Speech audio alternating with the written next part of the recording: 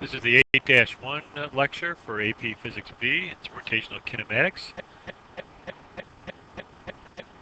An example, the first thing we're going to look at is angular displacement. An example of angular displacement is an ice skater spinning.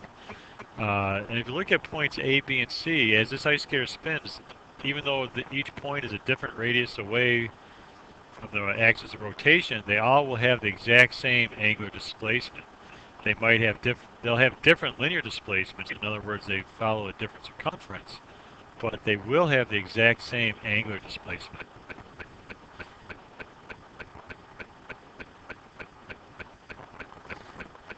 The equation for angular displacement, one of the equations can be found from the equation that you learned in math class, S equals theta r, or it's also listed here as theta equals S times r. And there's a picture of that up on top here. Here's our theta, here's our radius, and then the arc length is the S value. An example of using S equals theta r is when we're dealing with a synchronous or stationary communications satellite. It's also called geosynchronous. They're put in orbit whose radius is 4.23 times 10 to the 7th meters. The orbit is in the plane of the equator, and two adjacent satellites have an angular separation of 2 degrees. So that theta right there is 2 degrees, as this figure shows. Find the arc length S that separates the satellites. Now, we're going to use that equation S equals theta r, but theta has to be in radians, not degrees. So the first thing you have to do is convert that to radians. And so here's an example of how to do that. Convert degrees to radians. You multiply by 2 pi radians or 360 degrees. Some of you use pi radians or 180 degrees. It ends up being 0.0349 radians.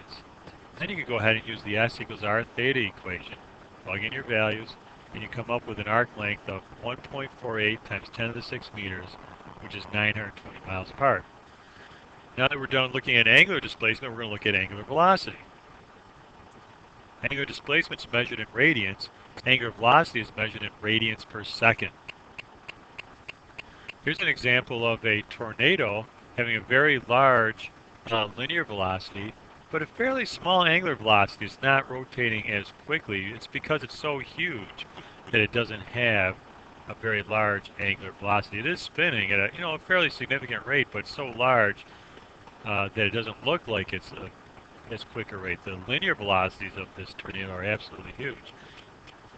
If we look at a second example of a tornado, this is a very small tornado which has very small linear velocities, but actually has fairly high angular velocity. So it depends on the situation, what you're working with.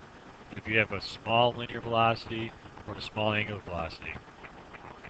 The equation for angular velocity is very similar to the equation for a linear velocity. It's the angular displacement all over time. So average angular velocity equals delta theta over delta t. The units are radians per second. And here's an example. A gymnast on a high bar swings through 2 revolutions in a time of 1.9 seconds. Find the average angular velocity of the gymnast. So pause the video, see if you can answer this question. We know that 2 revolutions is that there's 2 pi radians per revolution.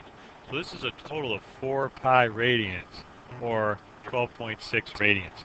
The negative sign is there because anytime you go in a clockwise direction, that is a negative direction. The average angular velocity is change in theta or change in time. We plug those values in. We come up with an angular velocity of negative 6.63 radians per second. And lastly, we're going to look at angular acceleration. Angular acceleration has the equation of average angular acceleration is this alpha equals change in angular velocity all over time. And the units for that are radians per second squared. Here's an example that we can solve a problem with. A jet awaiting clearance for takeoff is momentarily stopped on the runway. As seen from the front of one engine, the fan blades are rotating with an angular velocity of negative 110 radians per second, where the negative sign indicates a clockwise rotation. As the plane takes off, the angular velocity of the blade reaches negative 330 radians per second in a time of 14 seconds. Find the angular acceleration, assuming it to be constant. So please pause the video, see if you can come up with the correct answer. The equation you use is the one we just talked about, and you should end up with an answer of negative 16 radians per second squared. Now we're going to look at more equations of rotational kinematics. We know that there's linear kinematic equations. Now we're going to look at the rotational versions of those kinematic equations. For example, there's the equation V equals VO plus AT. Well, what that corresponds to in rotational sense is omega equals omega naught plus alpha t. In other words, an angular velocity equals initial angular velocity plus angular acceleration times time. When you have x equals 1/2 VO plus V times t, that corresponds to theta equals 1/2 omega naught plus omega times t. So whenever you see a V, you put in omega, which is angular velocity. Whenever you see an x, you put in theta, which is the angular displacement. Whenever you see an a, which is linear acceleration, you put in an alpha, which is angular acceleration. So you can do this with all the equations. Just convert them over to angular equations. And now we're going to solve problems in angular kinematics just like this, just the same way as we solve problems with linear kinematics, or translational kinematics, it's also called.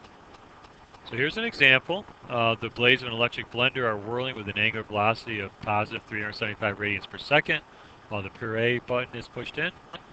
When the blend button is pressed, the blades accelerate and reach a greater angular velocity after the blades have rotated through an angular displacement of 44 radians. The angular acceleration has a constant value of 1740 radians per second squared. Find the final angular velocity of the blades. So what you do is you list out all the givens that you have and decide which equation you use. Well, since time is not given to us, it's going to be the equation without time, that omega squared equals omega initial squared plus 2 alpha theta. We plug in our values, or actually in this case rearrange the equation, then plug in our values. We should end up with an answer of 542 radians per second. So this is the end of our slide, of our lecture, but what I'd like you to come away with here is that the problems you're going to be solving are very similar to the linear or the translational kinematics. All it is just the same equations now with the rotational situations.